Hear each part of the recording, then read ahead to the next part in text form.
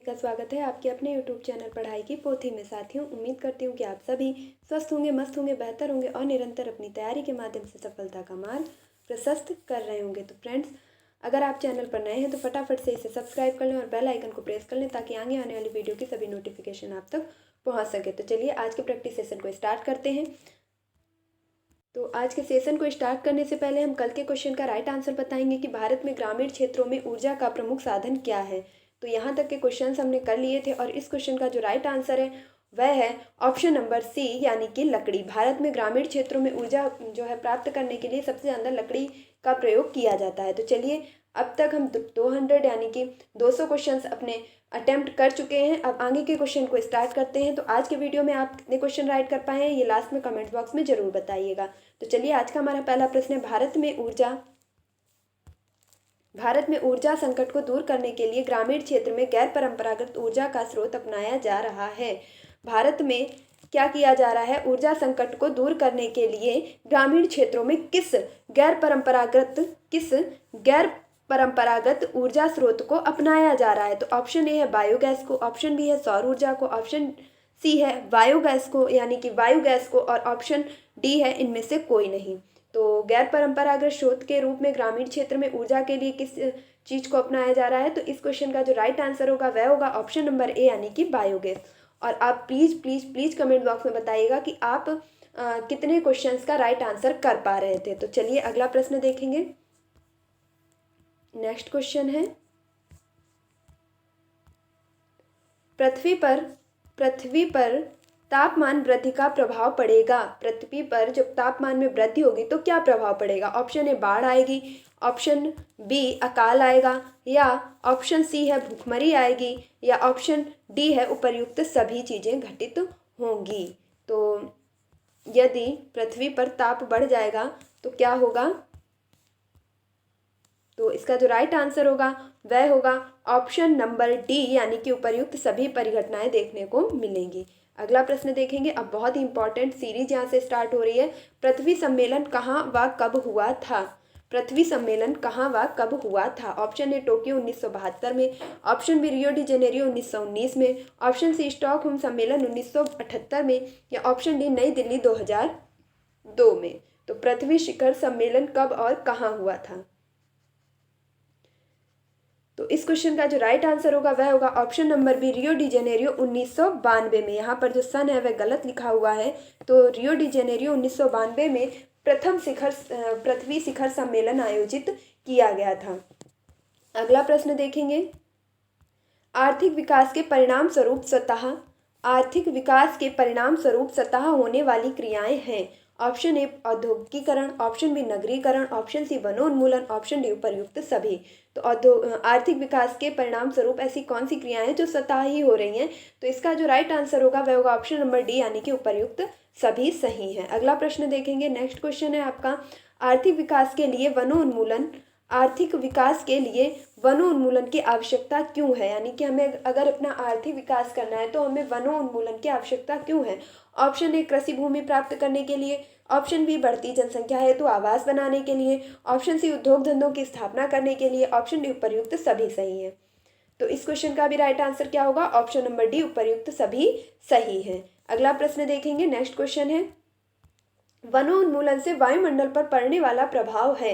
यदि वनोन्मूलन होगा तो वायुमंडल पर क्या प्रभाव पड़ेगा? ऑप्शन ए है ग्रीन हाउस प्रभाव उत्पन्न करने वाली गैसें मात्रा में वृद्धि होगी। यानी जो ग्रीन हाउस गैस उत्पन्न करने वाली गैसें हैं, लाइक आपके मीथेन है और कार्बन डाइऑक्साइड है, इसके साथ साथ कार्बन मोनोऑक्साइड है, जलवाष्प है और सल्फर डाइऑक्साइड है, इन सभी गैसों में जो है वृद्धि होगी। या ऑप्शन बी है भूरक्षण होगा, ऑप्शन सी है मरुस्थलीकरण होगा, ऑप्शन डी हिमस्खलन होगा। तो अगर वनोन्मूलन किया जाएगा तो वायुमंडल पर क्या प्रभाव देखने को मिलेगा? इसका राइट आंसर होगा ऑप्शन नंबर ए, यानी कि ग्रीन हाउस उत्पन्न करने वाली गैसों में वृद्धि हो जाएगी। क्वेश्चन नंबर 207 देखेंगे। खनन का पर्यावरण पर क्या प्रभाव पड़ता है? जो खनन क्रिया की जाती है इसका पर्यावरण पर क्या प्रभाव देखने को मिलता है? ऑप्शन ए से ध्वनि प्रदूषण में वृद्धि होती है, ऑप्शन बी से वायु प्रदूषण में वृद्धि होती है, ऑप्शन सी से वन संपदा नष्ट होती है, ऑप्शन डी उपर्युक्त सभी सही है। तो इस क्वेश्चन का भी राइट आंसर होगा उपर्युक्त सभी सही है। देखिए जहाँ पर भी खनन कार्य होता है तो वहाँ पर ध्वनि तो उत्पन्न होती ही है, इसलिए ये ऑप्शन आपका राइट हो जाएगा। और वहाँ पर वायु कैसी हो जाती है, वायु भी प्रदूषित हो जाती है। और जहाँ पर भी खनन कार्य किया जाता है तो वहाँ के वनों को नष्ट करने के बाद ही वहाँ पर खनन कार्य प्रारंभ किया जाता है। तो ये उपर्युक्त सभी प्रभाव देखने को मिलते हैं। अगला प्रश्न देखेंगे, औद्योगिकरण का पर्यावरण पर पड़ने वाला प्रभाव है। औद्योगिकीकरण का पर्यावरण पर क्या प्रभाव पड़ता है? ऑप्शन ए जल प्रदूषण होता है, वायु प्रदूषण। ऑप्शन बी है ध्वनि प्रदूषण। ऑप्शन सी है जल प्रदूषण। यानी कि ध्वनि प्रदूषण, जल प्रदूषण और वायु प्रदूषण, ये तीनों प्रकार के प्रदूषण औद्योगिकरण से पर्यावरण में बढ़ जाते हैं। तो इनका राइट आंसर क्या होगा? ऑप्शन नंबर डी इसका बिल्कुल राइट आंसर हो जाएगा। अगला प्रश्न देखेंगे, स्पर्श गंगा अभियान प्रारंभ किया गया। जो स्पर्श गंगा अभियान है ये किस लिए प्रारंभ किया गया था, यानी किस राज्य के द्वारा प्रारंभ किया गया था? स्पर्श गंगा अभियान आपका क्यों शुरू किया गया था इसके बारे में भी जान लीजिएगा। गंगा की सफाई करने के लिए स्पर्श गंगा अभियान आपका प्रारंभ किया गया था। तो ये उत्तर प्रदेश द्वारा प्रारंभ किया गया था, या उत्तराखंड द्वारा, या हरियाणा के द्वारा, या पश्चिम बंगाल के द्वारा? तो इस क्वेश्चन का राइट आंसर क्या होगा? ऑप्शन नंबर बी उत्तराखंड के द्वारा स्पर्श गंगा अभियान प्रारंभ किया गया था। ऑप्शन नंबर बी इसका बिल्कुल राइट आंसर हो जाएगा। अगला प्रश्न देखेंगे, जलवायु परिवर्तन की अंतर्राष्ट्रीय संधि कहाँ हुई थी? जलवायु परिवर्तन पर जो अंतर्राष्ट्रीय संधि की गई थी वह कहाँ की गई थी? ऑप्शन है वॉन में, ये टर्की में स्थित है आपका वॉन। नेक्स्ट है ऑप्शन बी बर्लिन में, ऑप्शन सी क्योटो, और ऑप्शन डी है रियो डी जेनेरियो में। तो कहाँ पर जलवायु परिवर्तन की अंतर्राष्ट्रीय संधि जो है संपन्न की गई थी? इसका जो राइट आंसर होगा वह हो जाएगा ऑप्शन नंबर सी यानी कि क्योटो में। नेक्स्ट देखेंगे, अगला प्रश्न है, सतत पारिस्थितिकी विकास के लिए आवश्यक है। सतत पारिस्थितिकी विकास के लिए आवश्यक है। ऑप्शन ए मानव की भौतिकवादी विलासितापूर्ण जीवन शैली को त्यागना। ऑप्शन बी है पर्यावरण के साथ घोर अन्याय एवं अत्याचार न करना। ऑप्शन सी है पारिस्थितिकी तंत्र को संतुलित बनाए रखना। ऑप्शन डी है उपर्युक्त सभी। तो सबसे पहले तो हमारी जो आवश्यकता होनी चाहिए वह यह होनी चाहिए कि हम प्रश्न को 1 से 2 बार 3 बार घुमा घुमा के तब तक पढ़ें जब तक उसका सही अर्थ ना समझ लें कि हमसे एक्चुअल में पूछा क्या जा रहा है।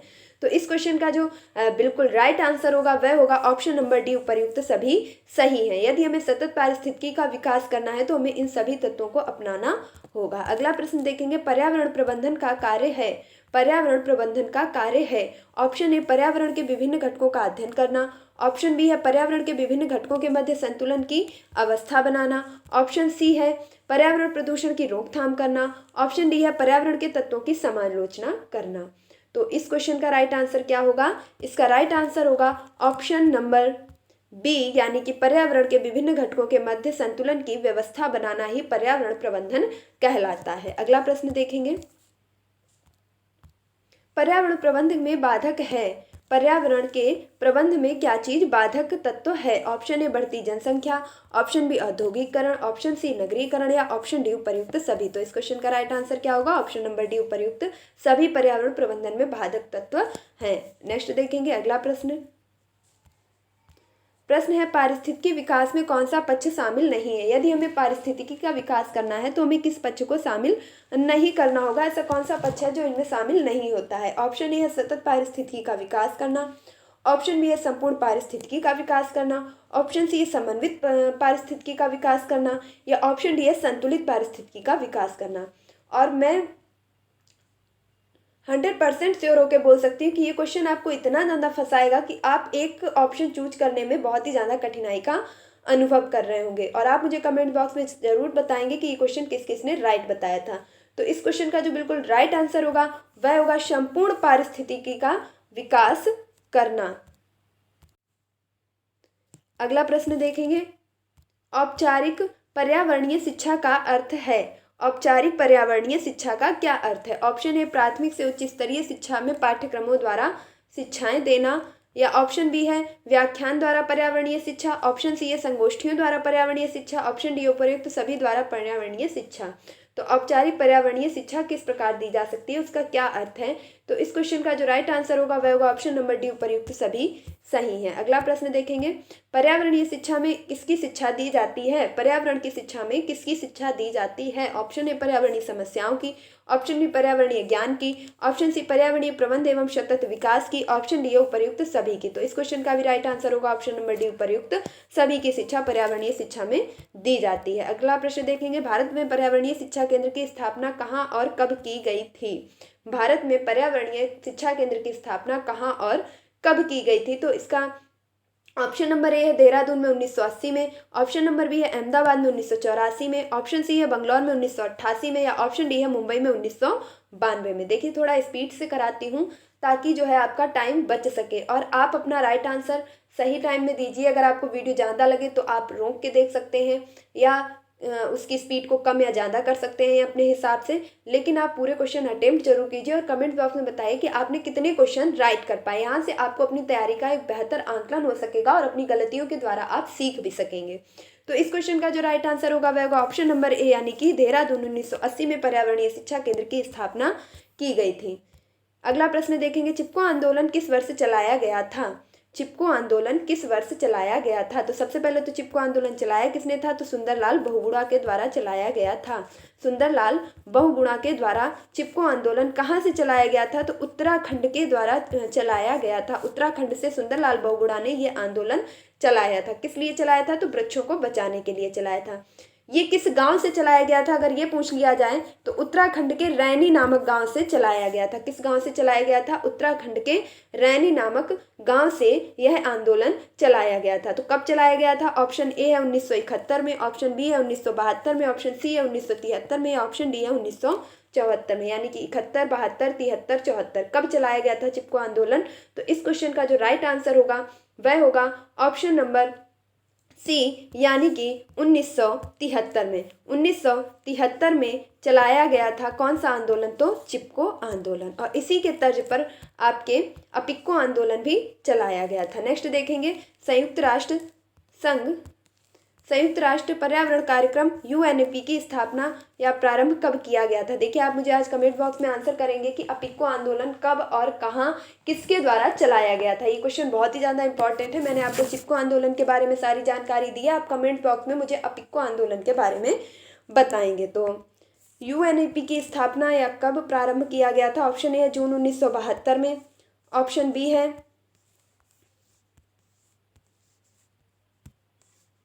अगस्त 1970 में, ऑप्शन सी है जनवरी 1974 में, या ऑप्शन डी है जून 1973 में। तो यूएनईपी की स्थापना या प्रारंभ कब किया गया था? तो इस क्वेश्चन का जो राइट आंसर होगा वह होगा जून 1972 में। अगला प्रश्न देखेंगे, जून 1972 में पर्यावरण सम्मेलन का आयोजन कहाँ किया गया था? तो जून 1972 में पर्यावरण शिखर सम्मेलन का आयोजन किया गया था। ऑप्शन ए स्टॉकहोम में, ऑप्शन बी मॉस्को में, ऑप्शन सी जोहान्सबर्ग में, ऑप्शन डी रियो डी जेनेरियो में। तो इस क्वेश्चन का राइट आंसर क्या होगा? इस क्वेश्चन का राइट आंसर होगा ऑप्शन नंबर ए स्टॉकहोम में। तो स्टॉकहोम में आपके पर्यावरण सम्मेलन 1972 में किया गया था, जिसके तहत हम आज भी 5 जून को पर्यावरण दिवस के रूप में सेलिब्रेट करते हैं। अगला प्रश्न देखेंगे, नेक्स्ट क्वेश्चन है, स्टॉकहोम में विश्व पर्यावरण सम्मेलन का आयोजन कब किया गया? देखिए अभी अभी हमने देखा था कि जून 1972 में पर्यावरण सम्मेलन का आयोजन कहाँ किया गया? तो स्टॉकहोम में। अब प्रश्न क्या करा कि स्टॉकहोम में पर्यावरण सम्मेलन का आयोजन कब किया गया? तो इस क्वेश्चन का राइट आंसर क्या होगा? जून 1972 में। देखिए चीज़ें हम सभी को आती हैं, लेकिन अगर हम प्रैक्टिस नहीं करेंगे तो यकीन मानिए वहाँ पर बहुत ही ज़्यादा कन्फ्यूजन होने वाला है। 2002 में विश्व पृथ्वी शिखर सम्मेलन कहाँ पर आयोजित किया गया था? तो अगर बात की जाए प्रथम शिखर सम्मेलन की, कि प्रथम पृथ्वी शिखर सम्मेलन कहाँ आयोजित किया गया था? तो 1992 में कहाँ किया गया था? तो ब्राज़ील के रियो डी जेनेरियो शहर में आयोजित किया गया था। कहाँ किया गया था? ब्राज़ील के रियो डी जेनेरियो शहर में आयोजित किया गया था। लेकिन यहाँ पे हमसे कौन सा पूछा जा रहा है? तो यहाँ पर हमसे पूछा जा रहा है वर्ष 2002 का पृथ्वी शिखर सम्मेलन। तो ये कहाँ पर आयोजित किया गया था? ये आयोजित किया गया था, ऑप्शन नंबर आपका यहाँ पर जो राइट होगा, पहला दिया गया है मॉस्को में, बी दिया गया है रियो डी जेनेरियो में, ऑप्शन सी दिया गया है जोहान्सबर्ग में, ऑप्शन डी दिया गया है दिल्ली में। तो इस क्वेश्चन का जो बिल्कुल राइट आंसर होगा वह होगा ऑप्शन नंबर सी, यानी कि जोहान्सबर्ग में। अगला प्रश्न देखेंगे, 1992 में पृथ्वी शिखर सम्मेलन का आयोजन कहाँ किया गया था? 1992 में पृथ्वी शिखर सम्मेलन का आयोजन कहाँ किया गया था? तो अभी अभी आपको बताया था कि कौन सा पृथ्वी शिखर सम्मेलन था, तो 1992 वाला प्रथम पृथ्वी शिखर सम्मेलन था, जो कि कहाँ किया गया था, तो रियो डी जेनेरियो में। और ये रियो डी जेनेरियो कहाँ पर स्थित है, तो ब्राजील का एक शहर है रियो डी जेनेरियो। अगला प्रश्न देखेंगे, दिया गया है कि शिवालिक को भारत का पहला जीवमंडल कॉरिडोर घोषित किया गया है, इसका विस्तार है। तो शिवालिक को भारत का पहला जीवमंडल कॉरिडोर घोषित किया गया है, इसका विस्तार है। ऑप्शन है पंजाब से हरियाणा तक, हिमाचल प्रदेश एवं जम्मू कश्मीर तक, उत्तराखंड एवं सिक्किम तक, या उपरोक्त सभी तक। तो जो शिवालिक की श्रेणी है, इन्हें जीवमंडल कॉरिडोर घोषित किया गया है, इसका जो विस्तार है वो कहाँ से कहाँ तक है, तो इसका जो सही आंसर होगा वह होगा ऑप्शन नंबर डी, यानी कि उपरोक्त सभी तक। नेक्स्ट देखेंगे क्वेश्चन नंबर 225। वर्तमान में ऊर्जा संकट से उबरने के लिए किस प्रकार की ऊर्जा प्राप्त की जाने की आवश्यकता है? वर्तमान में जो ऊर्जा संकट है वह लगातार बढ़ता जा रहा है, जिसके द्वारा अभी अगर करंट की बात की जाए तो सौर ऊर्जा की खपत पर सबसे ज़्यादा जो है दबाव बनाया जा रहा है, जोर दिया जा रहा है कि हम सौर ऊर्जा का प्रयोग करें। तो इस क्वेश्चन का जो राइट आंसर होगा वह हो जाएगा ऑप्शन नंबर डी, यानी कि उपर्युक्त सभी। और अभी अगर आप में करंट में ये पूछा जाएगा तो ये हो जाएगा ऑप्शन नंबर ए, यानी कि सौर ऊर्जा। देखिए यहाँ पर उपरोक्त सभी इसलिए दिया गया है क्योंकि लगभग बात भूगर्भीय ताप ऊर्जा की भी हो रही है और पवन ऊर्जा की भी हो रही है। तो अगर आप एक पर्यावरण के थ्योरेटिकल पोर्शन के हिसाब से देखेंगे तो ऑप्शन डी आपका राइट होगा, लेकिन अगर यही क्वेश्चन आपका करंट अफेयर्स में पूछा जाएगा तो वहाँ पर राइट होगा आपका ऑप्शन नंबर ए। तो चलिए अगला प्रश्न करते हैं। अगला प्रश्न दिया गया है, मेधा पाटेकर संबंधित हैं। मेधा पाटेकर का संबंध किस आंदोलन से है? ऑप्शन ए अपिक्को आंदोलन से, ऑप्शन बी चिपको आंदोलन से, ऑप्शन सी शांत घाटी आंदोलन से, या ऑप्शन डी नर्मदा बचाओ आंदोलन से। तो अभी अभी आपको बताया था कि चिपको आंदोलन का संबंध किससे है? सुंदरलाल बहुगुणा से। किससे है? सुंदरलाल बहुगुणा से। अपिक्को आंदोलन का संबंध किससे है? तो पांडुरंग हेगड़े से। किससे है? पांडुरंग हेगड़े से संबंधित है। इसके साथ साथ आपसे पूछा गया है मेधा पाटेकर का संबंध किससे है, तो इस क्वेश्चन का राइट आंसर हो जाएगा नर्मदा बचाओ आंदोलन से। मेधा पाटेकर का संबंध किससे है? नर्मदा बचाओ आंदोलन से। तो ये थे आज के कुछ मोस्ट इंपॉर्टेंट क्वेश्चन जिन्हें मैंने आपके साथ डिस्कस किया। और आज का जो आपका होमवर्क क्वेश्चन रहेगा वह है कि अपिक्को आंदोलन कब प्रारंभ किया गया। देखिए बहुत ध्यान से सुन लीजिएगा, अपिक्को आंदोलन कब प्रारंभ किया गया, किसने प्रारंभ किया, इसका संबंध किससे था, इन सभी चीज़ों के बारे में आप जानकारी प्राप्त करके कमेंट बॉक्स में जरूर टाइप करेंगे। और आपका आज का स्कोर कितना रहा ये भी बताएंगे। तो अगर आपको यह वीडियो थोड़ा सा भी अच्छा लगा है तो प्लीज़ इस वीडियो को जरूर लाइक कीजिएगा। आपका एक लाइक मेरा काफ़ी हौसला बढ़ाता है, नेक्स्ट वीडियो लाने के लिए इंस्पायर करता है। और अगर आप चैनल पर नए हैं तो फटाफट से इसे सब्सक्राइब कर लीजिएगा ताकि आगे आने वाली वीडियो की सभी नोटिफिकेशन आप तक पहुँच सके। देखिए बहुत मेहनत लगती है हर चीज़ को करने में, प्लीज़ आप लोग सपोर्ट कीजिए। इस लिंक को जरूर शेयर कीजिएगा अपने दोस्तों के साथ ताकि ये वीडियो ज़्यादा से ज़्यादा लोग देख सकें।